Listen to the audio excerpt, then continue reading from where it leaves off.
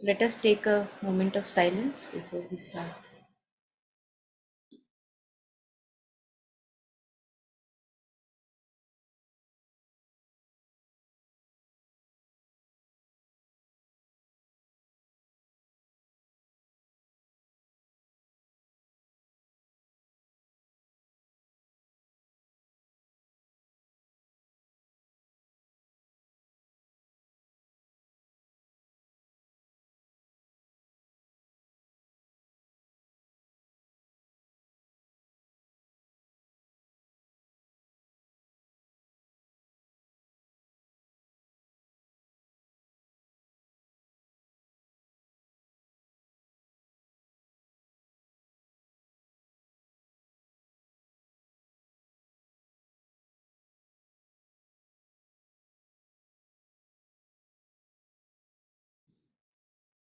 Taru, would you like to share the screen? Yeah, give me.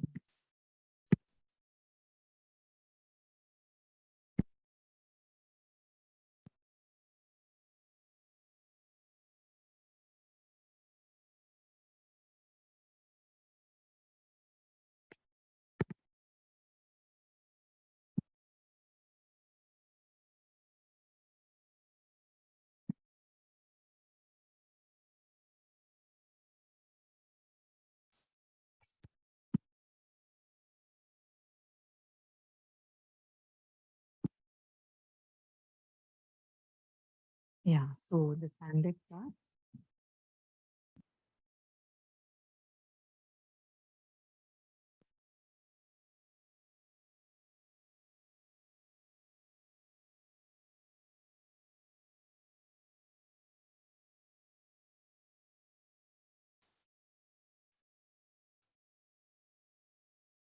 So last time we had done our one needs education.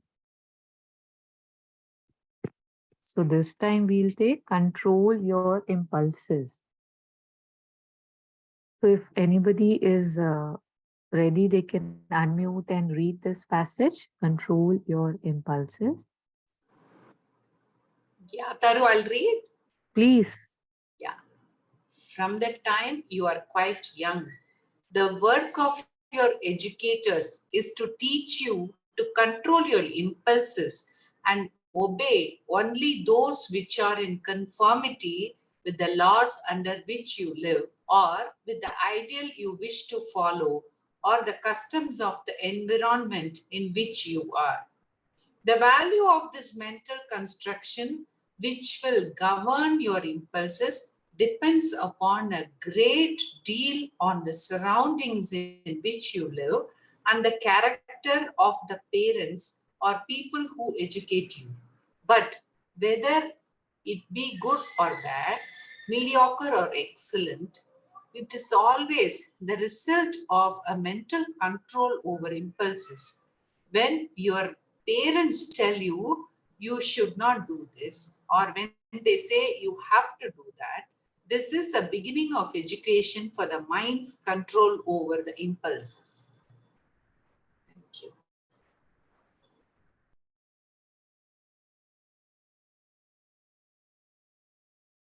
Yes, any comments, anything?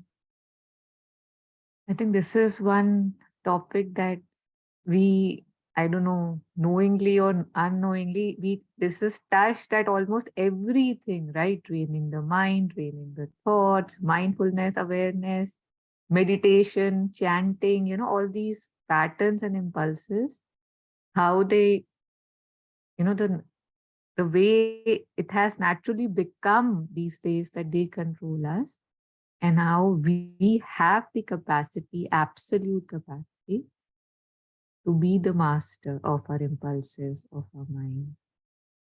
Yeah, inviting reflections, if any.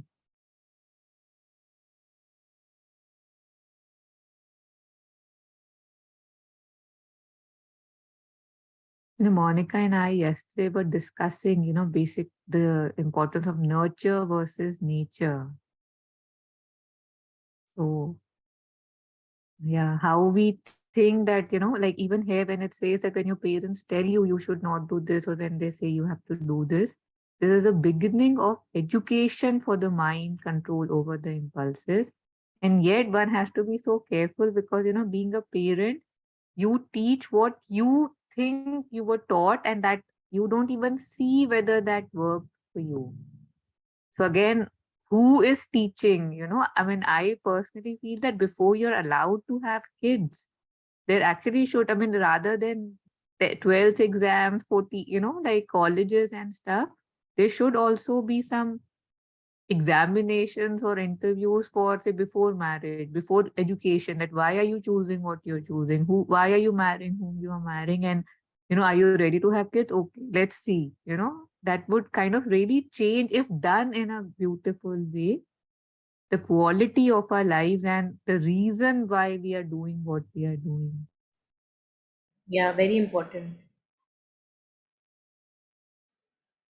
Very important. And I think just touching upon what you were sharing, nature versus nurture. So I think it's very important because whenever we see ourselves or our children, we see that we have a particular character, that I am like that, and we never dare to question it. Why am I like that? Can I be different? Is it benefiting me the way I am?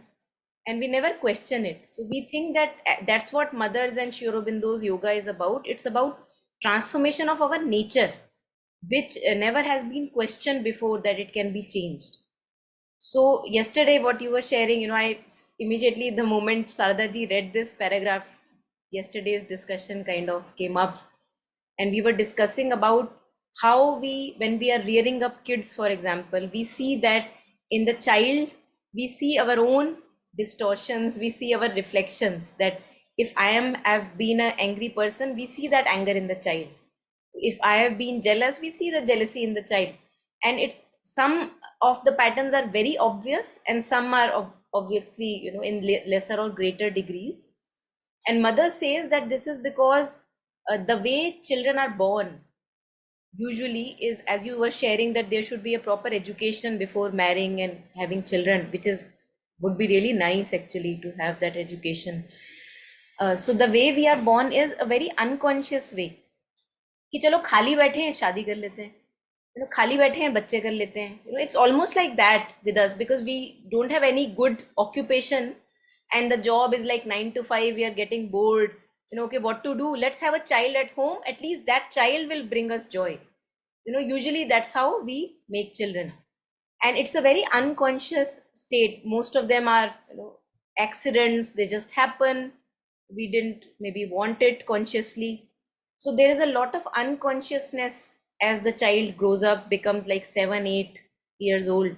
We see that unconscious patterns rising up, and our own atavisms, which are running from ancestrals, not even us.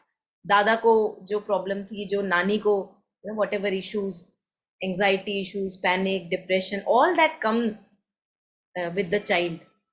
So I think, yeah, just a second. चिन्मय हो गया आपका. So when we talk about control of impulses, so here is where nature versus nurture comes. Now I can regret over the fact that, oh my God, I was so unconscious when I was conceiving the child or was having the child. Yes, that's true. I was unconscious, but that is of the past. I can't do anything about it.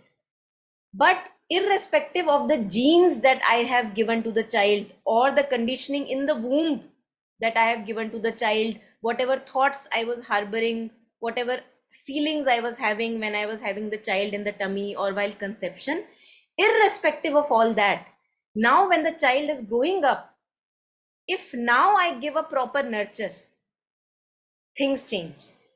So in genetics, I think Shreya or those of us who are in this genetics field, they would know better that we have a field called epigenetics in science. It's very well established. There is a scientist called Bruce Lipton, whose work is very famous in these areas. So he says that if you have a gene and say it is predisposed to cancer, huh? it is sure that coming from this lineage of heredity, it will get cancer. But if you give this gene a nurture, so if you give a toxic environment to the gene, more probable chances of getting cancer. If you give a music environment, higher loftier thoughts, radiations of prayers and energy, good thoughts, then the chances are different. So nurture can change even the genetics. No, nurture can change the genetics. So we are not hell bound that I am like that or my child is also like that. That's not where we can get settled or we have to get settled. Yes, I see the child, I see myself, I am distorted, the child is distorted. We see the distortions. I think first of all, this step has to be there that we see the distortions. Because if we keep on defending ourselves, then no change is going to come. So I see that I see the distortion. Yes, I could have done better, and now I can do better. What is the proper nurture I can give the child? So, developing a faith, for example, in the mother, start from the beginning. Why not? If we can educate people in chemistry and all these subjects from the beginning, why not faith in the mother? Just like Sharda ji's daughter, they have like a beautiful connection that they collectively read and discuss. So if this can be brought about from the beginning itself, calming your mind before your sleep, reflecting over your actions of the day while you are going to sleep. Okay, what could have been done better? Where did I slip? Where did I give in to the impulses? So all this, and children at the age of I think 6, 7, 8, they become very ripe to understand all this. I've been experimenting with my own kids, and we will have more examples, that if we do experiment and share with the kids their possibilities, that you are the master of your mood, you are not your mood. These things children understand at this age. So I was talking to a teenager that you think you are very smart, give me a very smart way to go through this problem that you are sharing with me. And he shared a smart way out. So that was a teenager, but I'm talking even of younger kids, that if we tell them that and bank upon that knowing within and find out a beautiful way, intelligent way to go through this, they understand. So this is how we can. And parallelly I have to work as a parent, that I see that yes, there are distortions in me. I also shout, I also panic, and I don't want to take the side of shouting and panic anymore. It disturbs the balance. So I would parallelly work on myself and also inculcate this in the child, how I can control my impulses, because they don't serve us better. They do us harm. And slowly we see that yes, there are possibilities. Yeah. Yeah, please. So yeah, more reflections. Yeah, Monica, this is uh, not only for children, right? For us also. We know some people are, we are not, if we feel that people are very rude, or if we are not able to handle them, first thing comes is, impulsively we'll shout. This is a beautiful example, not necessary we have to, behave like this with our children only, but even for adults. Yeah, it's beautiful. Yeah, we can Yes, yes. correct ourselves Parallelly. every day. Yes, yes. Yeah, Every I moment. use children because we were talking about me and Taru, we were talking about children. And Yeah. we thought that we can only bring it about in children if I am, as you said, as an adult, I am parallelly working on it. If I think that I am set and nothing can be changed in me, then I cannot inculcate that in the child also. It's very hard. So as Mm. an adult, parallelly, it's very, very important. Totally resonate. Yes. Because children at least listen sometimes. We adults, we are very adamant. We want to stick on what is correct for ourselves. No, we will not agree to anyone else.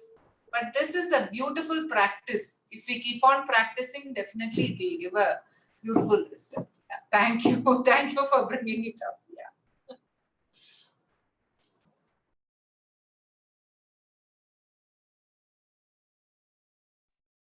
Yeah, so just for those who joined us late, so we are going through this passage from the Sunlit part, control your impulse.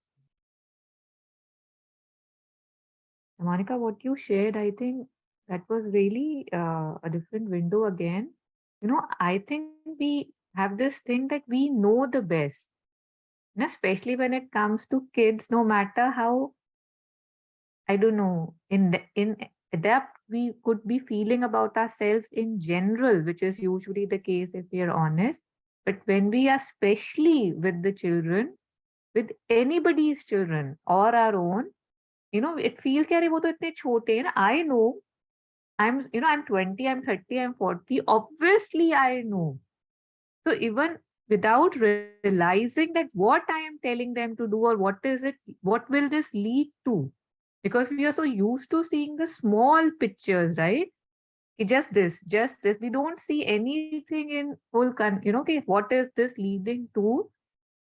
We just share anything and just tell them, कि like, don't touch this. This is bad. Don't do this. Like, what is it?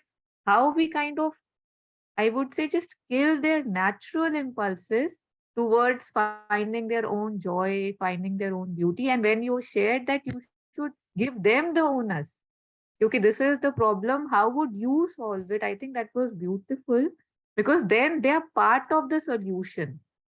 And then they'll also probably be more wanting to try it because if just I just keep telling, that's a top down approach which nobody likes, which we have seen for ourselves. Yeah.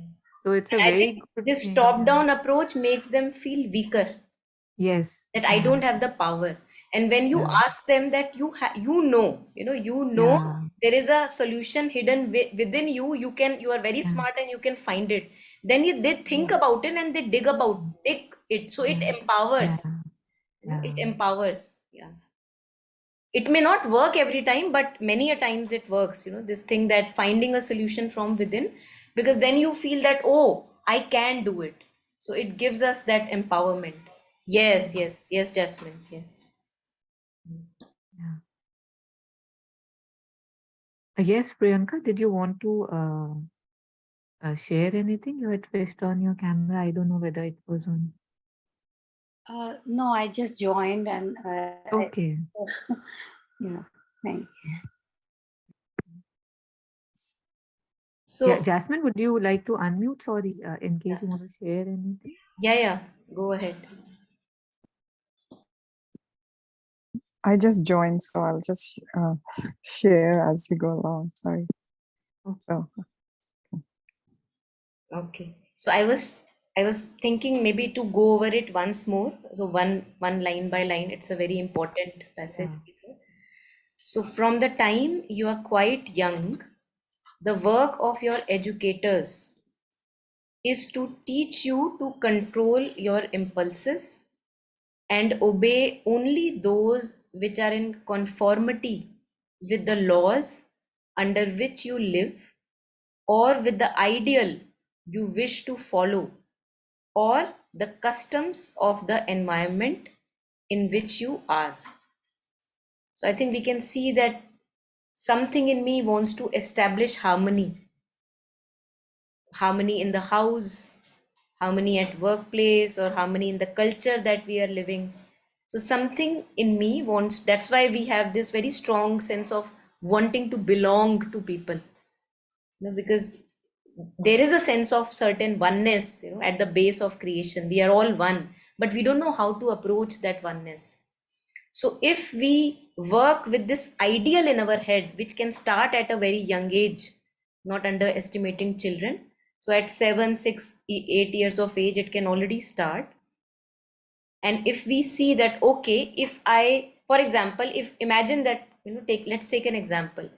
If my child is becoming very cranky, one very easy solution that I can give the child is, okay, take a lollipop, or maybe engaging him in something which is counterproductive. Why counterproductive? Because in the longer run, I know this can be addictive. Now, there is another thing of distraction. Lollipop also is a distraction from the tantrum. So it's not that we should not use distraction, but the distraction should not be addictive. Mother also talks about distraction. She says when you are suffering or you are in pain, for example, distract yourself with something higher and lofty. She doesn't say that, okay, distract yourself with something which is addictive, for example. So what happens that when I go through something higher and lofty, it channelizes my energy and it brings me into such a state of being that I am able to transcend that tantrum kind of a stage. So I see beyond it. So for example, like continuing with the example of a child, I have a child in front of me. One possible distraction is that I give him either a some gadget. I don't know, nowadays we have gadgets at hand, or I bring him a lollipop or something sweet. Sweet is addictive, sugar is addictive. Or as a teenage, drugs, for example. I would not as a parent give drug, but child can enter into that anytime. So something addictive can be given for distraction, or another distraction for the child, because at times one needs to distract, because not every time you will be able to talk to the child. That is not possible every time that you can have a decent communication with the child. So what kind of a distraction now I can give the child? So I can engage the child in my work. I can give him a responsibility to see, I am making rotis. Can you, maybe, net the dough for me, or make the, now we have to know that the child will not be able to do as we like it, but that will engage the energies of the child, which were earlier going into distraction. And we all know how little children love these kind of tasks, like kneading the dough, making rotis, baking a bread, toasting a bread, putting butter on the bread. These are things which should be given to the children. We usually give them on the platter, okay, here is your breakfast. But in the sake of time, that to save time, and in the interest of time, that okay, we have to rush to some activity, so better give the breakfast to the child and forget about it. But at times, whenever possible, this is a distraction which is a healthy distraction, to give responsibility to a child. And I have seen it with my children also. They are also aged around 7, 8, 9. So whenever I have given them, again, every time it is not possible, but whenever I have given them responsibilities of their own appropriate, age appropriate responsibilities, they have always enjoyed it, first of all, and then they forget about the tantrum. Tantrum is only, Sri Aurobindo and mother say, when you are not able to engage the child with his challenging activities. You don't have enough activities that challenge his life energies. So the child is growing up, and I have such little tasks in front of him. They don't excite him. So give him something like, for example, working with a knife. You have to be very careful. But of course, it is dangerous. But remembering the mother before you give the knife to the child, even if starting with a butter knife, for example, and maybe giving a child a cucumber or a kheera, okay, can you please prepare the salad? So it will be messy, it will be everything, but that child will have a joy even in eating that salad, because I cut it. So this is how we can get rid of more distract. Nowadays it's very hard, I feel, living in nuclear families, living in our four walls, how to engage the child meaningfully. So proper good kind of distraction, I feel, which is a healthy distraction, giving them responsibility rather than engaging in something which in longer term will be a trouble. Sweet, for example, in longer term, too much of sweet and addiction will be a trouble. It is very scientifically proven that sugar is addictive. It creates nerve impulses when in shorter term give me a high, but then every time I am feeling low, I am not able to be with that low.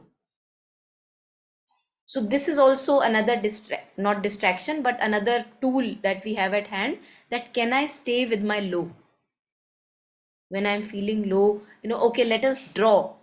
How are we feeling? Maybe the child spoils the color on the paper, and that is also his expression, that this is how I feel. I don't feel nice. So that's what we do in free progressive schools. Whatever feeling that we are having, if it's angry feeling, we express it on paper, or giving child newspapers, or raddi paper, uh, pulling it apart and tearing it apart to express what the child is feeling. So that's also a distraction. So what kind of a distraction am I using? So that would come under creating a harmony, what the first four lines that we were reading. And that's how I create harmony within me. So I notice something is there and I express it in a way which is not a harmful way. I don't hit my parents, I don't hit my own self. Because if the child begins to hit his own self or at parents, throw tantrums around, imagine child as at 30 or 40 years of age, what will he be doing? He'll be trying to hit and abuse his spouse, or whatever he has around. He would say that that's how I am, I don't know any other way, because we never cared as adults to teach him any other way.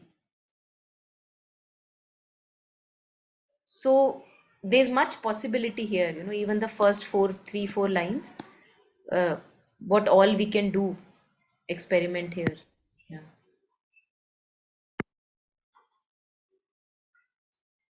And the young ages are more supple, as Sardaji was sharing, that children listen. So now is the time for us who have children, or even talking about adults, any time is the time when we are ready. Now is the time when the child is still under your protection, under your environment. You fend for the child, you care for the child. So if you change the nurture completely and radically, the child has a possibility to grow himself and in a kind of a self mastery, rather than be controlled by impulses that what can I do, I am like this, my dad was also like this, my mother was also like this, so I am also like this, that is how we are, our whole family is like this. We can't use that excuse, because if we do, we are making ourselves weak, and we are very powerful. We have to empower, as Jasmine was pointing out, that we have to cultivate this empowerment. It doesn't come naturally, we have to put effort. So yeah, just sharing that a lot can be done here with the first few lines. So anything with the first 3 4 lines, anyone?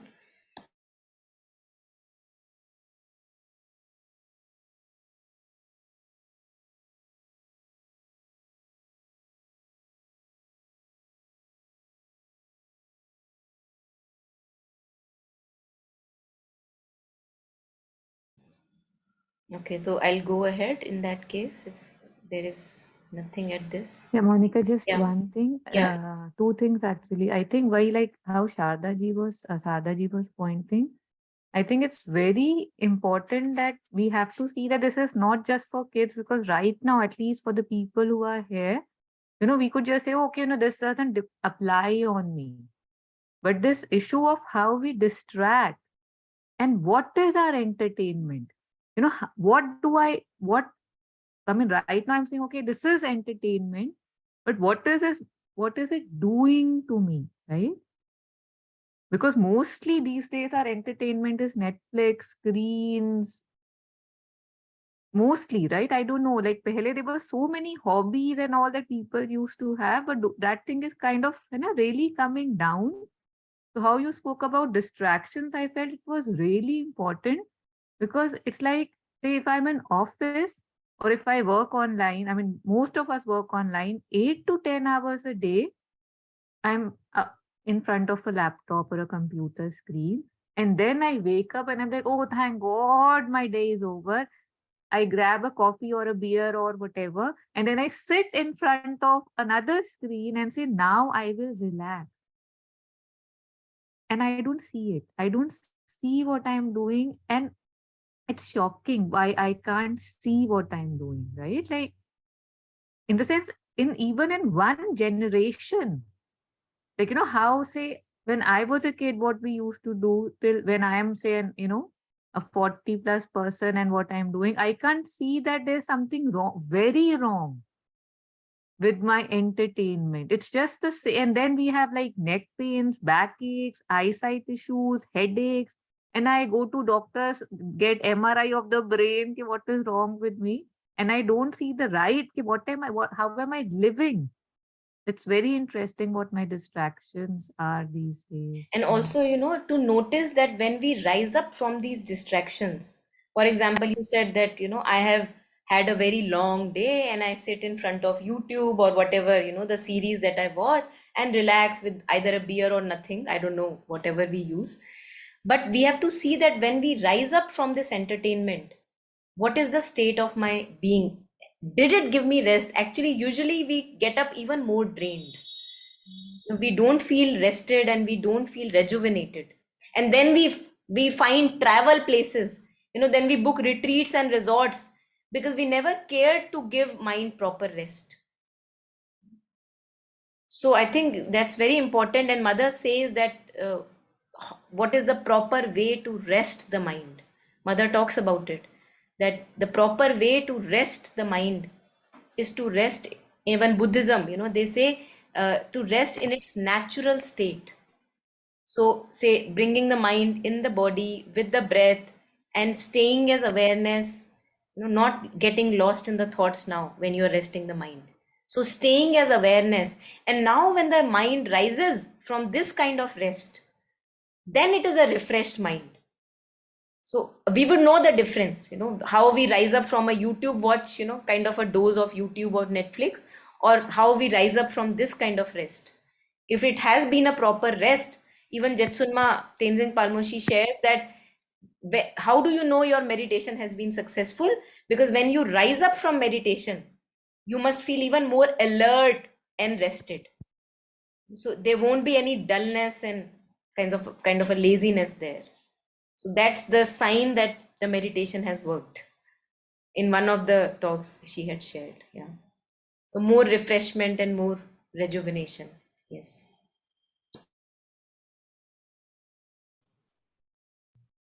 I can't agree with more with what Taru shared just earlier because recently I had a conversation with two of my colleagues, right, like very similar to this topic. So we were talking about so one person brought up that there are actually 20 people in the same level as this person who is going to come into a new role, but two people have left from it. So it was just a remark that it's so good for you that now two people are going, so you'll have less competition. So I didn't really understand what that means. I'm like, what do you mean by, it's good that two people are going? So you're losing like two trained people. But then, he's just like, no, so, like my chance of getting promoted is more. And so I'm like, oh, okay, yeah, okay, that way it makes sense. But, there was immediate comment that, why don't you have this ambition that you have to get promoted? So, just like, so, and then he was very clear. He's just like, I can't be like that. I need what I need at the time that I need it, and I will get it. Like, it was so loud and clear, and it was quite shocking to me because, as far as what I can say, I think not wanting that thing is more powerful than, trying to say that I will get it when I want to, because nobody can guarantee that. And I've seen the exact opposite happening to the same person. So we were supposed to get our bonuses on an appointed date. So we all thought it would come, but eventually it didn't come that day, and it came like 2 months later. So that day it was a terrible downswing for him. Like he went drinking, like he does. That is his source of distraction. He did that, and he came back, and the whole bad mood prevailed for over a week. But really nothing could be done about the situation. Right. And like, I think the problem is that they don't know how to get out of it because there is nothing to supplement it, as what you were sharing. Right? Because if there was an art, for example, I learned violin when I was young, or even like reading a nice book, or just not doing anything at all, being okay with not doing anything, I think that those arts are what becomes a cushion when you want to get out of something. And when you don't have it, you just will not know what to do. And that is when it goes the other way, at least what I observe with my colleagues around.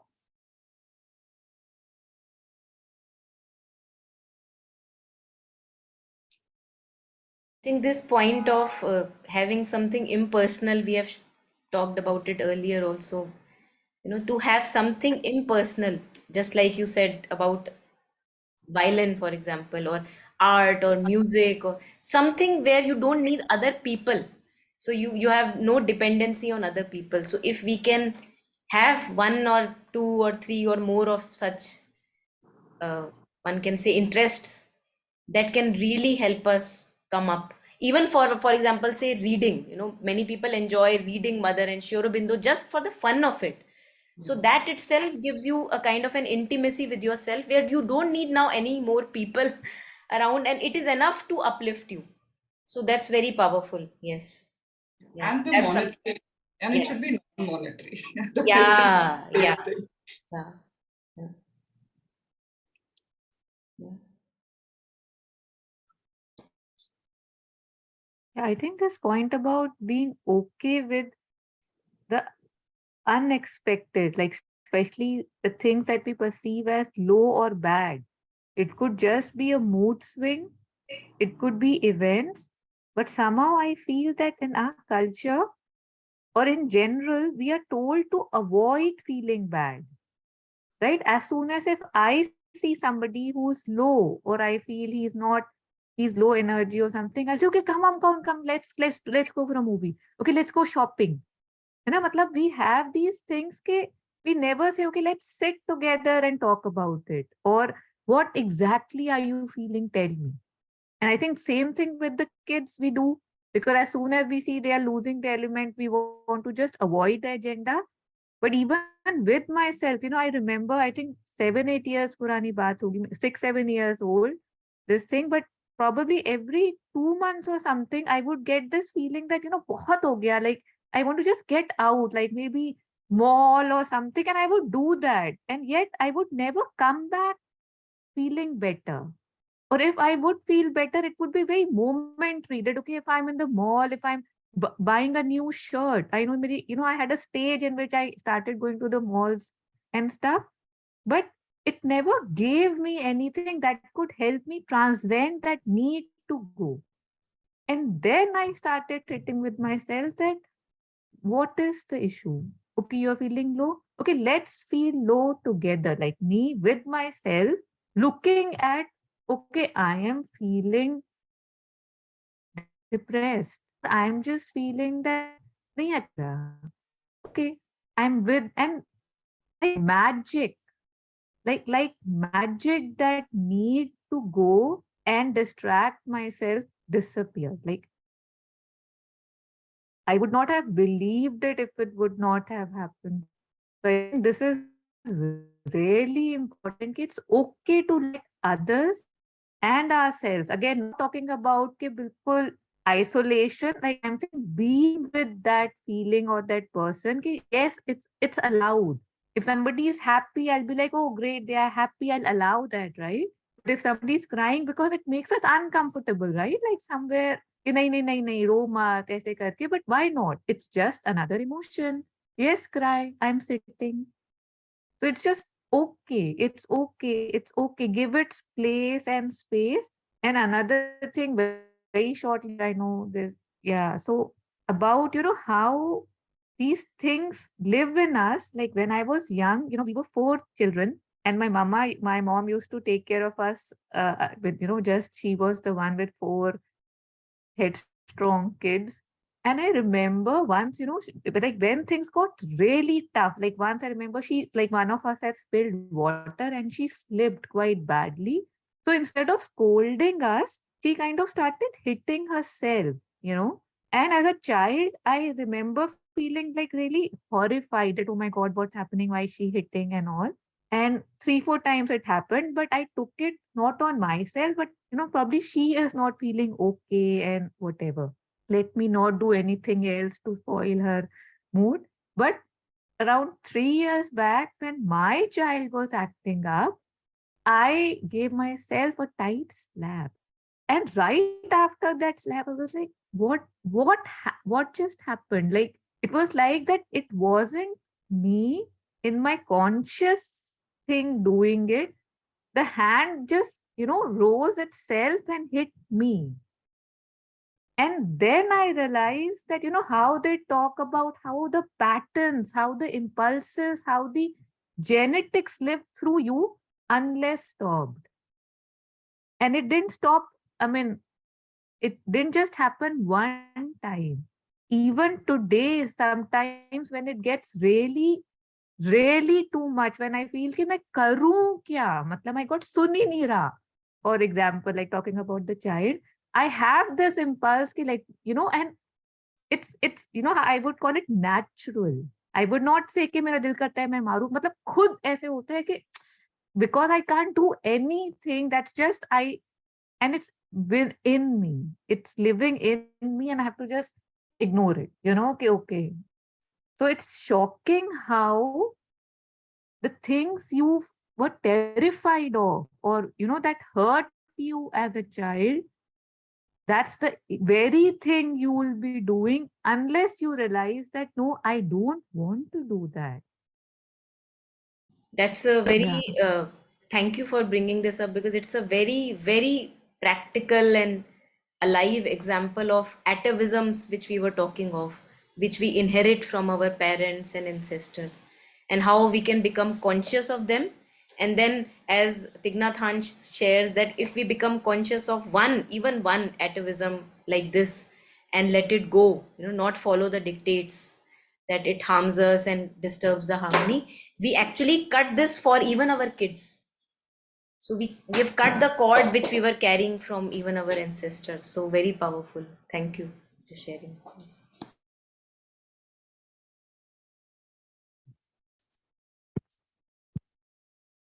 So in one of the writings, Mother also shares what you were sharing, on this, that we must question why I think like this. Because we are running on thought patterns. So if we don't question why I think like this every time, then no change will happen, no letting go will happen, and patterns will rule our lives. So we must question. First questioning will only happen when I become conscious of my thought pattern, कि अच्छा जब ऐसा होता है तो मैं ऐसा सोचती हूँ. So there is something in me which is witnessing what is happening, which we were talking of in the other session, the witnessing. So when I become conscious, oh my God, every time this happens, I always think like this. Why do I think like this? Mother says, ask yourself. And when we ask ourselves, then we have this breathing space between that pattern and our own, possibility that we can now dissociate from that pattern and, step back. Yeah, beautiful. Very powerful. Anything, anybody? Otherwise, I'll again share the screen.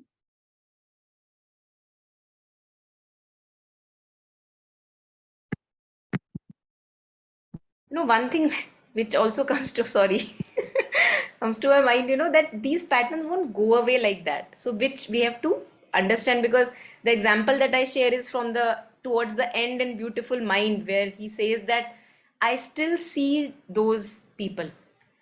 So we have to know that they don't just disappear overnight, because they are running through eons and ages, and the patterns will appear again and again as ripples in my mind. I will look at that impulse arising again, say for example, grabbing a beer, or, again going heading for my addiction, or wanting to hit, wanting to either hit myself or the other. So they will appear as ripples, and they will continue to appear. The only chance I have is the moment I am conscious of it, the mindfulness of that pattern, bringing the mind home that yes, it is appearing again. In that moment, I make this breathing space that yes, I see them, but haven't I followed the dictates enough? How long do I want to do this? Is it benefiting me? So, and that's what we were reading in the Bodhisattva verses, that a sign of accomplishment, or if there is a true progress on the path, is a continuous decrease of disturbing emotions. So they are still there, but now we choose not to follow them, letting them hang around here and there like spiders in the room. They are hanging around, like ants in the room. They are there, but we are not terrified of it. We just let them hang around. So letting them be, knowing that they can, in this loving space of awareness that we have, they are allowed to come, they're allowed to stay for as long as they want, but I am not obliged to follow their dictates. That's where we feel empowered. Yeah. Yeah, that's it. My turn.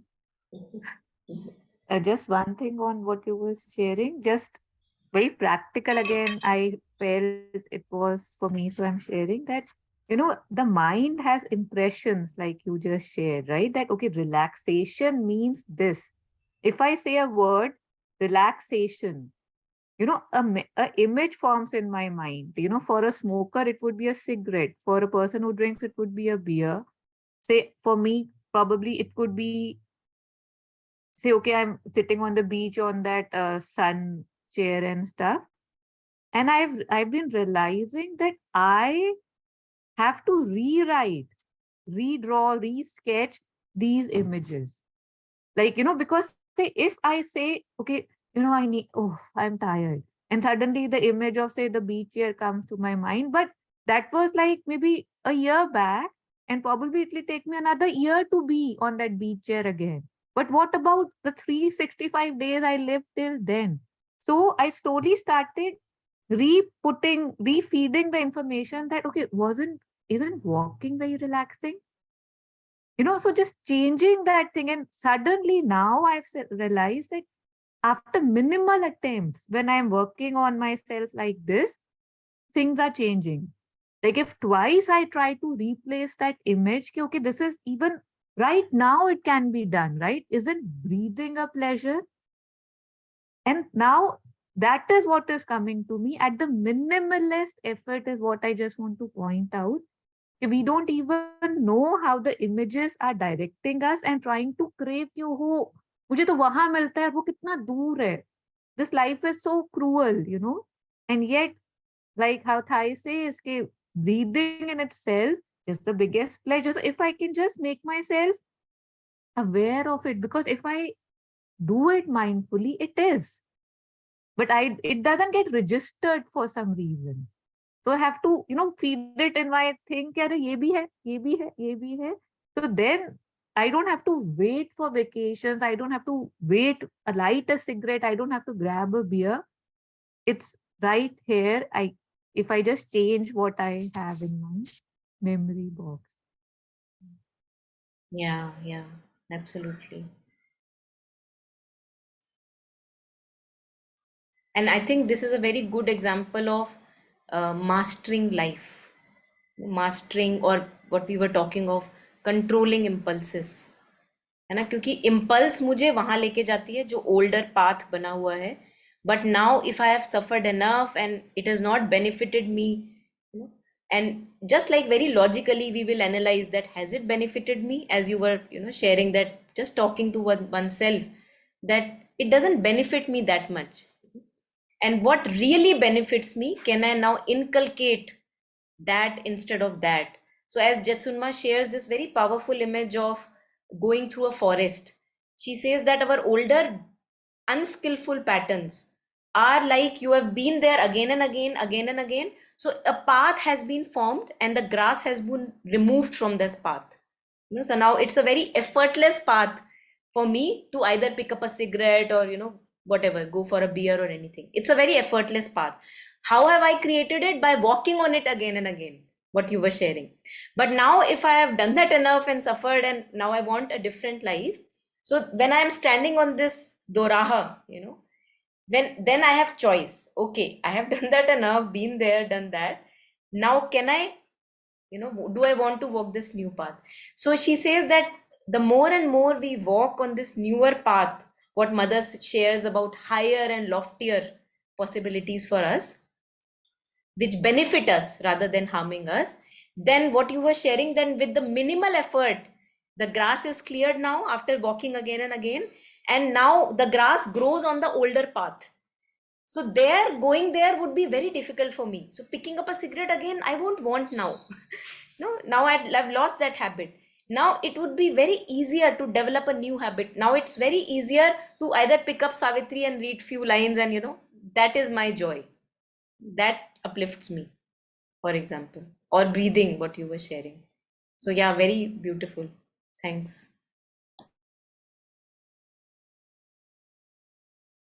The word that you used, unskillful or unnecessary, because lot of times we don't think our going to those images or the same paths is making us suffer. Lot of times it does, but it becomes a pattern, right? तो suffering नहीं दिखती. but just is it needed? Is it, like just unskillful, I think is a beautiful word. Is this the best use of my time? Like what? Yeah. So just because even if it's not extreme or can be called suffering, it's still wasting time, right? That can be utilized to something that could actually be bringing me joy. Or, yeah, yes, Sham, please. Yeah, Sham, you have, please, you had unmuted. Actually, I'm outside, so I can't talk much. So, yeah, habits can be our master and or our slave, depending on how we think and our mindfulness. So, like Paramahansa Yogananji also says that he quotes from Bhagavad Gita that childlike we fall into all these bad habits, and then they impact our nervous system and things like that.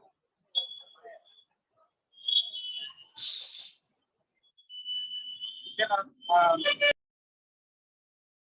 Yeah, yes, Sham. Thank you for sharing.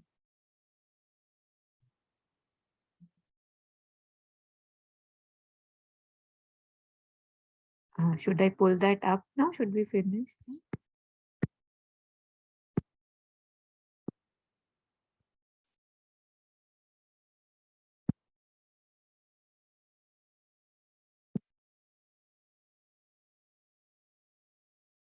Yeah, Monica, you want?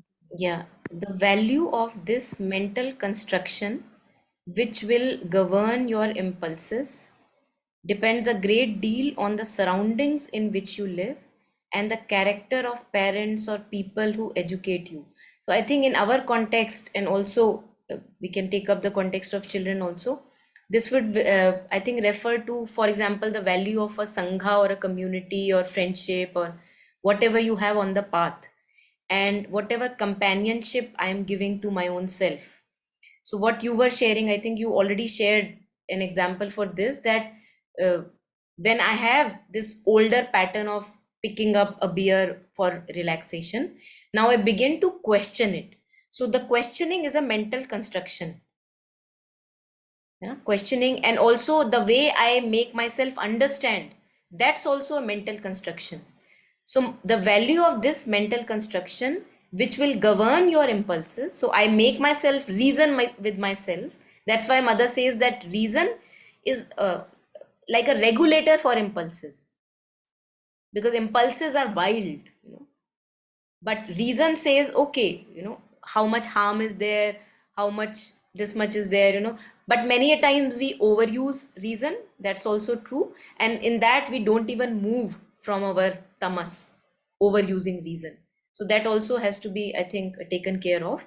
But we see that the value of mental construction or the reasoning that we give, which will govern my impulses, depends a great deal on the surroundings in which we live. So, what kind of a nurture or space or atmosphere I give myself, what kind of books are lying on my table. I think this is all environment. And what kind of people do I interact with daily? What kind of things do they bring in my consciousness? So, all this is Sangha, Buddha, Dharma, Sangha. Where do you take refuge in? The power of community. And nobody did it alone. We all, that's why we have ashrams, so that, we have a collective consciousness. So surroundings in which you live and the character of parents for children, because since this is talking about children, so what kind of parents do I have? What is their day-to-day activity? What are they engaging them in throughout the day, 24 hours? What kind of mental atmosphere my parents have? So imagine, and I feel that especially for mothers, this is very, very relevant, because mother's connection to a child is a very different connection than a father's connection. So I feel that, for example, we remember the mother and we say that the mother does the yoga for me because I am mother's child. Just like that, biological children, since there is a connection in the consciousness, I personally feel, I don't know how true this is, but I still experiment with this, and I feel that biologically, since mothers are more connected, even consciousness wise, more connected with the child, If I see in a situation that the child is not able to do the yoga consciously himself, I can do the yoga for the child. So when I am invoking mother's name for my own self, Sorry. Monica, could you yes, repeat that again, yeah, I please? am saying that as a biological mother to my child, Hmm. knowing that I have a stronger connection with the child rather than the father, knowing it biologically, that connection, and also consciousness wise, more connection of the mother with the child, which can never go away. I wonder if it can go away. Maybe it can, Right. but not talking about attachment to the child. I'm talking of a Yeah. connection, that Hmm. deep bond that we have with the child. So I am Hmm. saying that I feel and I have a sense that I can do the yoga for the child even when the child has not become conscious that I have to do it for myself. Yes. So in the Yes. younger This. ages, Yeah. Hmm. when the child is say 5, 6, 7, even younger, so when I Hmm. am invoking, for example, mother's name in me and my body, because that is the Hmm. sadhana I am on. Parallelly, I can visualize the child in front of me, inward visualization, you know that Hmm. his whole body I'm filling with mother's name. Yeah. So you are doing the yoga for the child also. I feel Right. this holds true, but I'm not sure, so don't take me by me. Yeah, yeah. Yeah. No, but this is a just to give you an example. I mean, not an example that actually happened today. So my daughter had come back from a trip, and they'd gone on a trek, and I think, yeah, how best friends, right? So there was mm, I think something happened, and so obviously when she met me, there was this outpour of a lot of emotions with regard to friendship. uh, and of course I heard her out, and in my head also, sometimes you're also thinking, yes, you're thinking about your own child, but at the same time you're also thinking about the other child who also probably was trying to express in their own way, right? Which, as a young I think teenager or whatever, the ego is obviously flourishing, right? So you don't respond in that same manner. And then I thought, how do I calm this for her? Because this is not I mean, I'm not able to do it. So anyway, I let it be. I heard her out and everything, and I came home, and all I said was, mother, is there a way to sort of look, please send me something what where I can probably resolve, not resolve it, but make her understand. That's it. And you happen to send the friendship message today in the afternoon. And all I did was I just and yeah, I think she sort of took it more positively. So Yeah, beautiful. right, yeah, thank you. Beautiful. Yes, it's great to see that that's also our possibility, that before any interaction, we can invoke mother's guidance. I think that's a very good baby step for us. Not to Yeah, remember the mother later in retrospect, that yeah, is good, but yeah, yeah, even why not in the beginning itself? Yeah. right. Thanks for sharing. Yes. I just wanted to add something. I totally agree with what you all have just said. And Monica, it is totally. I personally not just believe, but it's an experience too, that there is such a strong connect between a mother and the child, and that connect is at such a deeper level, at the level of consciousness. So uh, I feel that what even sometimes when even when your child is sick or going through a challenging time or whatever, sometimes what even a doctor cannot do, a mother can do. All one needs is just this belief and the intent and the focus. So just closing eyes, it's so empowering, it's so powerful, and it's so magical, and it's so true, that just closing eyes and just uh, thinking of what you want, what you wish to happen, you just strongly pray, or whatever you call it, a prayer or whatever you call it. Just close your eyes and bring your child, as you've said, a mental, a thought, and you have the power to bring all that you are wanting to happen in your child's life, because that connect is so strong that it will happen, and it has happened. And yes, and it is magical, and sometimes the doctors also find it unbelievable, but there have been instances, and and so I am on both the sides of the table. So so there have been instances, personal and otherwise also, so wherein a medical science and says something, that a certain disease, let's say a mental disorder, has to be corrected in a certain way with X drug and X number of period. And they, the first time when you go, it's like diagnosed as, let's say, depression or whatever, and they say, this medicine has to be taken. And right in the first meeting itself, it is because the medical science has proved it, because there's scientific research which proves it.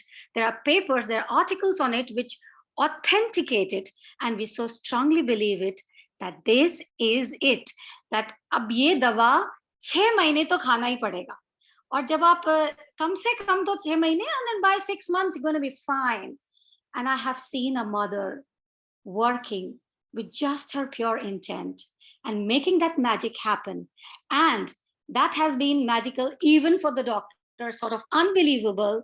They want to believe it, but it is hard sometimes to accept that how can the medical science go wrong?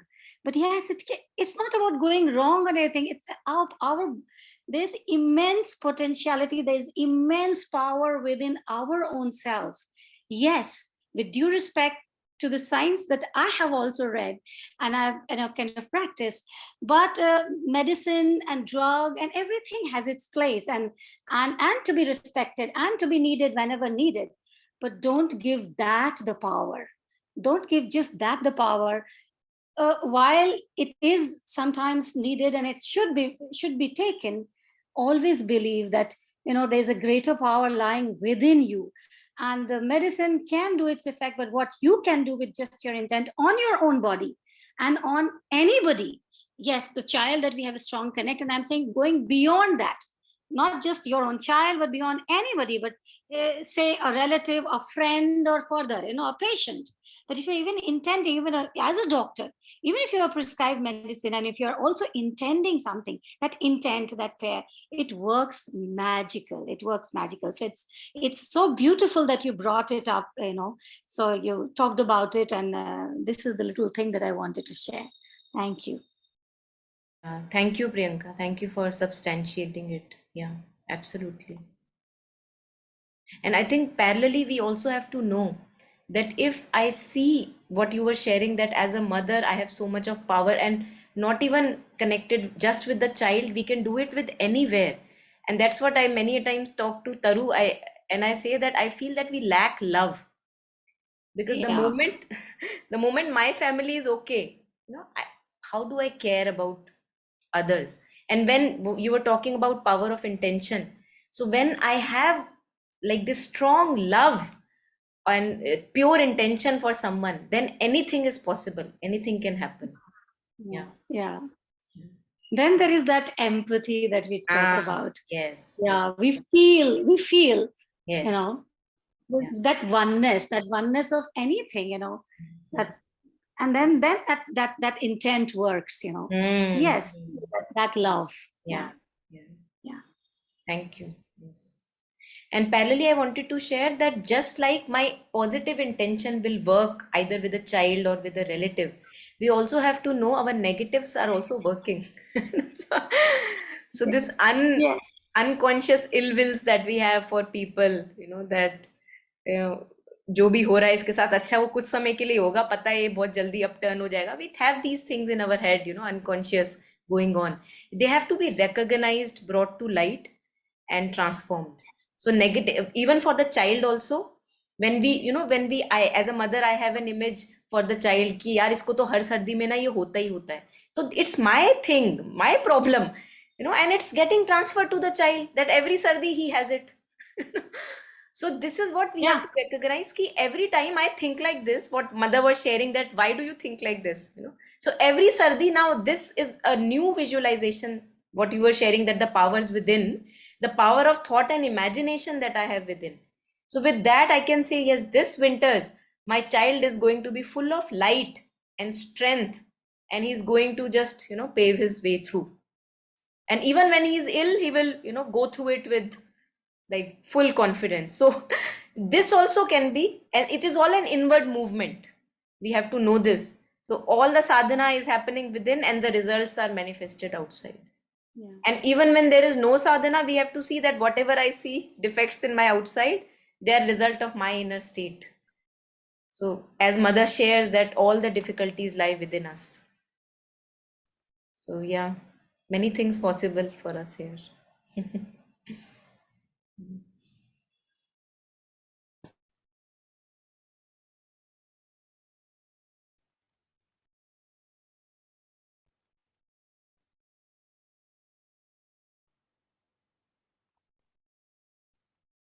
Yeah, anybody else would like to unmute before we share the screen again?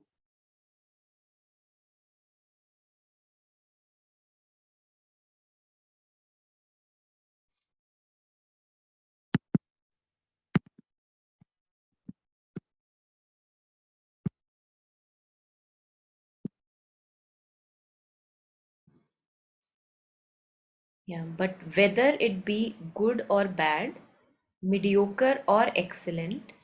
So I think mother is talking about the control, whether it's a good control, bad control, mediocre or excellent. It is always the result of a mental control over the impulses.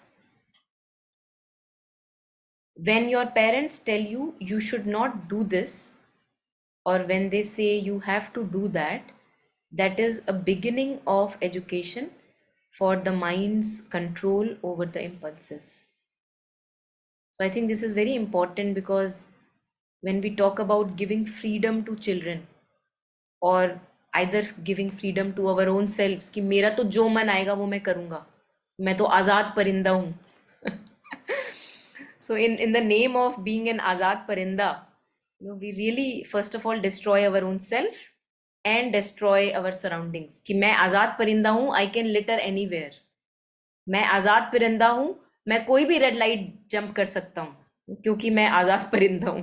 कितनी भी speed पे चला सकता हूँ, कितनी भी देर तक जाग सकता हूँ, और कितनी भी बियर और जो भी है, जो मेरा मन करे वो जितनी भी नेट स्क्रीन जो भी देखनी है वो देख सकता हूँ. तो वो हम करते हैं इन द नेम ऑफ आज़ादी, in the name of freedom.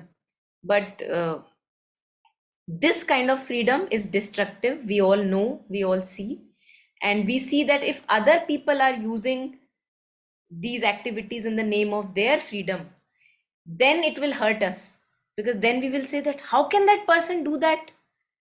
No, अब वो भी तो अपनी आजादी कर रहा है यूज. सो तब हमको ये समझ नहीं आएगा कि वो भी तो अपनी वो यूज कर रहा है, फ्रीडम ही तो यूज कर रहा है, that he is free to do whatever he wants. He is allowed to litter anywhere, even in your balcony, because he is आजाद परिंदा.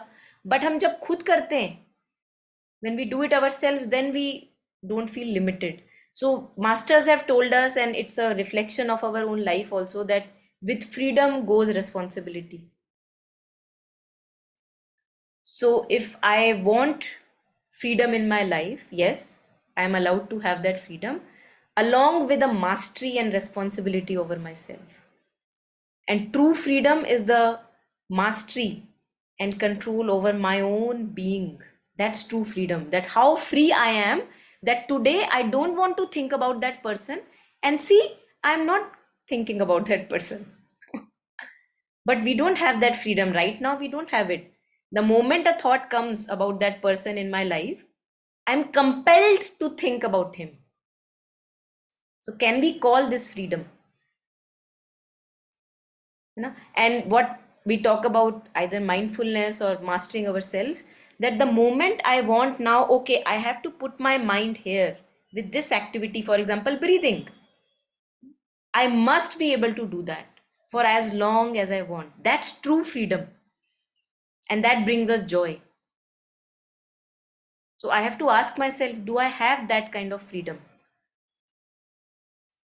And same for goes for children, that with children also we can cultivate that, okay, can we have this, can we have this much of control ourselves, that now I don't want to follow that mood, that disturbs my balance, and here I'm distracting myself with something higher and lofty, challenging myself with different activities, and I don't follow the mood which was going to disturb my balance.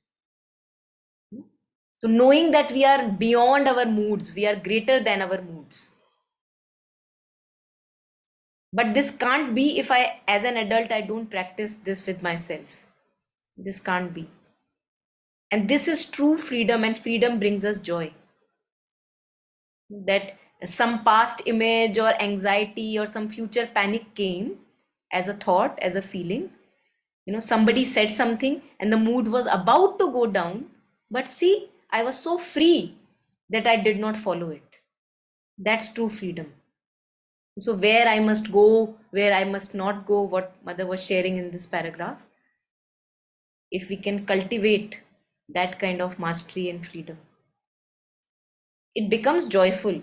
These little baby steps make life joyous.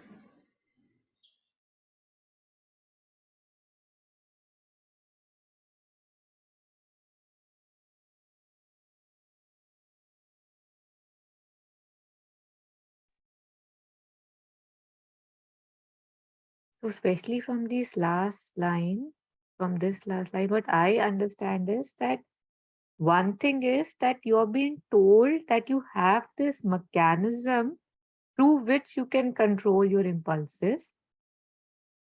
And once that is developed, you must question what you are controlling and how you are controlling, right? Just, it's not that, okay, your parents have told you you should do this and you should not do this. That becomes like a Ramban. But the important thing is here is now you know how to control. So now you choose for yourself,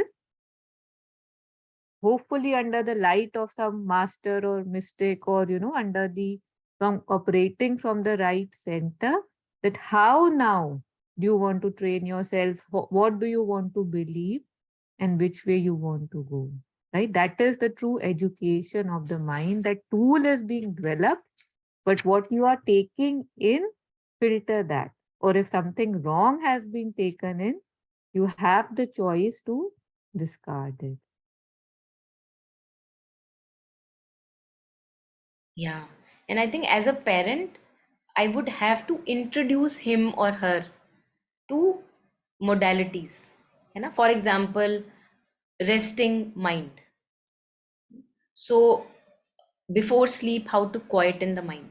So that has to be in, and that would be a part of environment or nurture.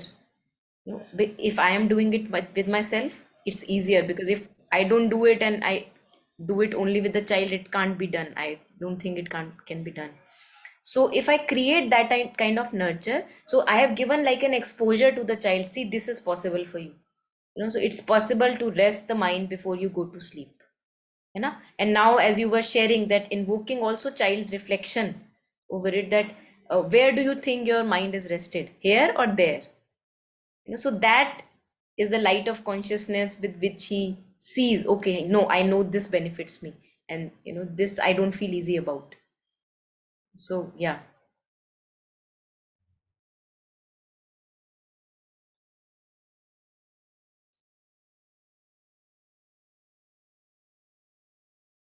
And also, when little children talk about other children, many a times I think that we can sometimes it's important to understand the situation and you see what happened, and maybe reason it out, but many a times it's just gossip. So see, as adults also we gossip, and it's starting even at a younger age. So if we can cut it short there, that see, what are you getting going there? Why do you go into that cloudy domain, and what is it giving? So there we can already cut it short, so that it doesn't become a habit, not going into anybody's else's matters that much. Yeah. Yes, Priyanka. Yeah, so I just wanted to say that all the time we are trying to tell our kids to do this and to do that, or to do not to do this, and we are trying to perfect them. Well, that has its importance and that has also its effect. But I think the the most important way of educating is just doing yourself, and when you're just doing it, there is no need to even say.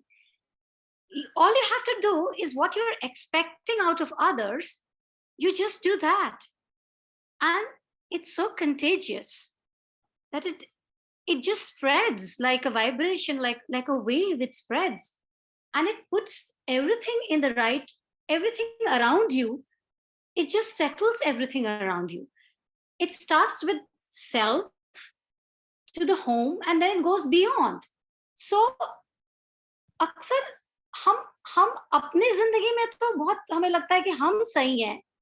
It's just that outside, everybody that we see, we feel, even our kids, that only those people are the ones who need to change. And often I've felt that whatever we are seeing as a lack in others, that is what is actually lacking in us only. So the work has to be, it's very simple. That we all have to just work on our own self.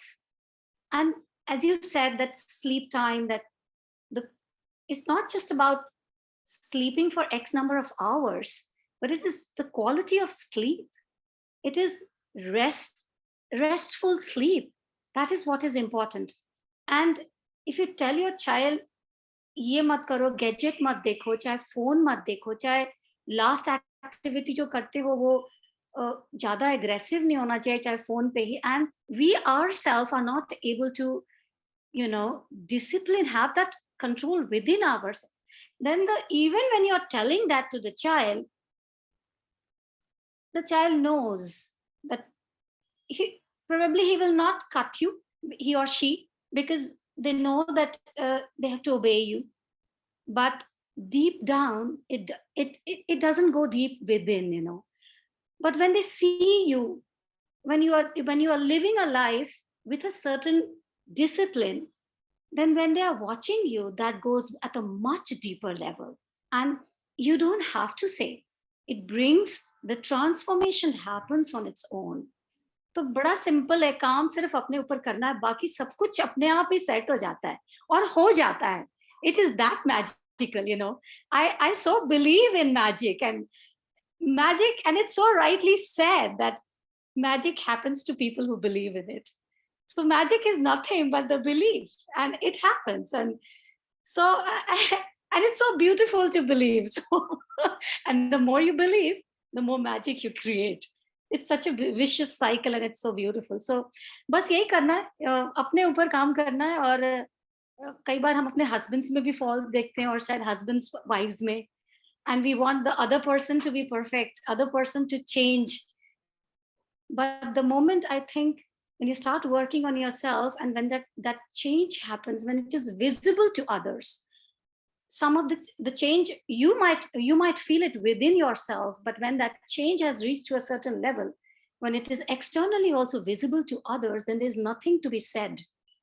There are no words. No words can be as powerful as just that, the thing that they are able to see it yourself in you. So whatever we want in our surroundings, we have to understand that is exactly what we have to work on our own self, and everything else will fall in place. So yeah, absolutely. One thing I was observing, that it's very easier to pick bad habits in general in our ordinary state of consciousness. And I see that, for example, by talking about children, because we have children, little children, and also using that context of education, not only for adults but also children, because we feel concerned that how to, as you were sharing, how to educate. तो मैं ये सोच रही थी कि मतलब when a child listens to a tune in the school, and the lyrics are very like happening lyrics, we have nowadays in Bollywood very happening lyrics, and they don't make sense at all, they are vulgar, and they should not be coming out of a mouth of a child, although we have also done that, so taking it in that sense, that easy, but they don't have a good impression of on consciousness, that's for sure. So I was just observing that my child came yesterday, and he told me two lines of this, I don't know, some Bollywood song, and it has a rhythm, that song. It has very sad lyrics which are cheap, and I don't know who gave him those lyrics. He heard it from a child, and I was just thinking about it, that how easy it was to pick that habit or that tune. And this is what it came to me, that just like we say that our journey is from darkness to light, or unconsciousness to consciousness, or ignorance to knowledge, it's very easy to be sticky to these cheap things. Very easy. They come like very natural. What we are talking about, natural. So, but where has to be effort put? The effort has to be put in developing a higher state. For example, in our own selves, what Priyanka was sharing, that if I myself totally become absorbed with my growth, my consciousness, it spills itself out without any doing. So, but when we are dealing with children, which also are getting influences from outside, they are not just with ourselves all the time. They are interacting with people of all kind of consciousness. So to have such a power at home, what Priyanka you were talking about, as a parent, to have such a strong faith at home, such a strong power at home through parents and caregiver, that does those lower vibrations, they kind of dissipate sooner or later. तो वो हमारा काम है, जो आप कह रहे थे कि कितना सिंपल है ना। और Yeah. कुछ लोगों से पूछेंगे तो बोलेंगे हाय हाय ये तो मत बोलो, अपने आप को दूसरों को बोल लो, है ना। But it's beautiful to see you talking about that once you have a test for that inner growth, then it seems actually the good way to go and a simple path. Yeah. What can be Yeah. more simpler? Yes. Yeah. Yeah.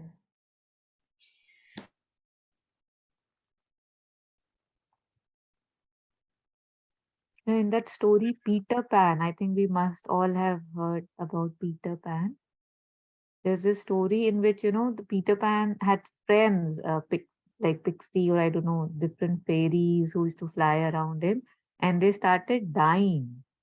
And the magic started decreasing. So Peter Pan told everybody that just because people don't believe in magic anymore, the fairies are dying. So there was a scene when, the fairies were dying, and suddenly Peter Pan told the children that say, I believe in magic. Just say, I believe in magic. So when Priyanka was sharing, I was reminded of that. And suddenly the fairies who were about to just die or were very weak started having power in their wings, and just by saying that, yes, I do believe in magic. That is big. You know what, Taru, I very strongly believe that also because now in today's times, we are too much into logic. Mm. And there is magic lies beyond logic. So logic में हम बहुत ज़्यादा अपने को थका रहे हैं, magic खो रहा है. Yeah. That's rhyming, na? Magic lies beyond logic. I have actually written few lines on that. So beyond logic lies magic. So Do you want to share it? I don't remember it right now. I've written it somewhere. So maybe आप someday. Group पे Maybe share someday. करना है या तो someday. हाँ, Yeah. कर देंगे, कभी शेयर कर देंगे. Mhm. इतना अच्छा भी नहीं लिखा है. I don't know, but just my little attempt, Yeah, can yeah. help me sometimes. Great. Yeah.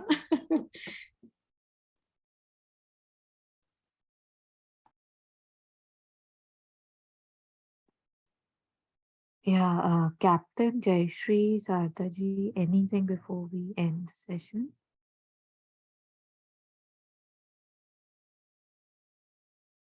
Good morning, everybody. Actually, I was quietly listening. It's a good discussion going on, actually. And when Priyanka ji was talking about, do it yourself. So I was remembering about Gandhiji. Gandhiji used to say, there was a story that one mother took the child to Gandhiji and asked that he should not take sweet. And Gandhiji said, come after 15 days. So after 15 days, he was again brought. Child was again brought, and then Gandhiji said that don't eat sweet. Uh, so then mother asked Gandhiji, actually, why did you say after 15 days? The Gandhiji said that I had to practice myself whether I can go without sweet or not, because I love sweet. Can I stay without sweets? So the idea is that we have to do it ourselves actually, because I can speak English, I can speak that language and whatever maybe, and we become teacher without any authority, and we try to teach not only our own children and as possible to each and every one, whether elder. This and that. Actually, we have to practice. Once we practice ourselves, and we do not have any authority to unnecessarily force ourselves to somebody that disturbs the environment. We do not understand that actually. That is another egoistic expressions. That's what I really. Thank you. No, mother says that any teaching or any word that you speak, it has only that, what you were talking about, that power. It only has a power to transform when it is being lived at the same time. So what you shared about Gandhiji, living that thing and then sharing it with the other fellow. And this we see, just like Priyanka was sharing, Taru was sharing, Meera shared earlier, with so much, there is so much conviction that comes because we have lived it. So mother shares that this is very contagious. This kind of living an experience and living like transcending our impulses, whatever little way in which we transcend, they may come back again, but still we do our effort. So it gives us a power. It gives the word that comes out of the mouth, it gives it a certain power, which then has the possibility to spill itself around and spread. Yeah. Yeah, and the story of Buddha, that Angulimal. So he, through the forest, whosoever would go, Angulimal will cut his finger and wear that garland of Anguli finger. So Angulimal. And so one day when Buddha was to walk through that forest, everybody said, everybody stopped him, but he was Buddha. So when he was walking, everybody would have heard this story, but I'm still repeating it because we're talking about that. So when he was walking and Angulimal, he saw that this guy is walking and he said, stop. And Buddha stopped. And he said, Main to ruk gaya, tum kab rukoge? And that word, ये जो वाक्य था, it was not just a वाक्य, ये शब्द नहीं थे, ये अपने आप में एक ऐसा प्रभावशाली हो गया, because it came out of the mouth of Buddha, that transformed the whole being, that entire Angulimal being a daku or whatever, from that to being later on, who he was. So वही है कि वही simple शब्द है, but जब किसी enlightened masters के जब वो बोलते हैं तो उनकी बात कितनी डीप जाती है और हमारे अंदर वो कैसे ट्रांसफॉर्मेटिव हो जाती है.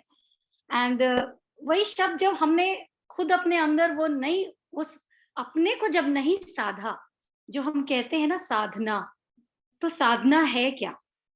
इंग्लिश में कह देते हैं meditation, but I don't think meditation साधना के कोई इंग्लिश वर्ड है. तो साधना मीन्स कि अपने को साधना, अपने को साध देना, अनसाध देना with discipline one's own being. तो जब हम अपने को साध देते हैं तो फिर वही हमारे अंदर से वो क्या बोलूं, powers, we are awakening our own powers, our own potentialities within us. And then our very presence is transformative. It has got a certain kind of an aura that Bhagwan Mahavir ki bhi, we've heard about him, that वो जब कहीं से भी चलते थे तो एक certain radius में लोग अगर लड़ भी रहे होते थे तो एकदम से रुक जाते थे, कि ऐसा लगता था कि जैसे सडन कुछ ऐसी एनर्जी फील्ड चेंज हो जाती थी, and it would stop that fight. And how powerful we all are, but we work towards it, and we want to live ordinary life. We choose and pick to live through this body, all of us, but good that we are even talking about it, and we have to start somewhere. And when we are talking about it, this journey has already begun. And I know all of us are at various levels, but I feel really good that we're talking again and again and reinforcing it. Yeah. So that we keep working on ourselves. Yeah. Thank you.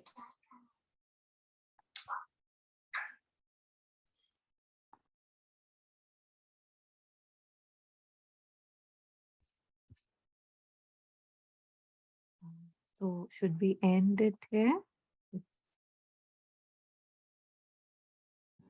Yeah, if Yes, there is. yes, Yeah, yes. yeah, okay, okay. Okay, thank you, Thank Jayashree, you, everyone. Priyanka, Thank you. Sardaji, Thank you. Captain for Thank Thank coming and you. staying Thank till the you. Thank you. end. Thank you. Bye bye. Thank you. Thank you, everyone. Thank you. Good Bye night. bye.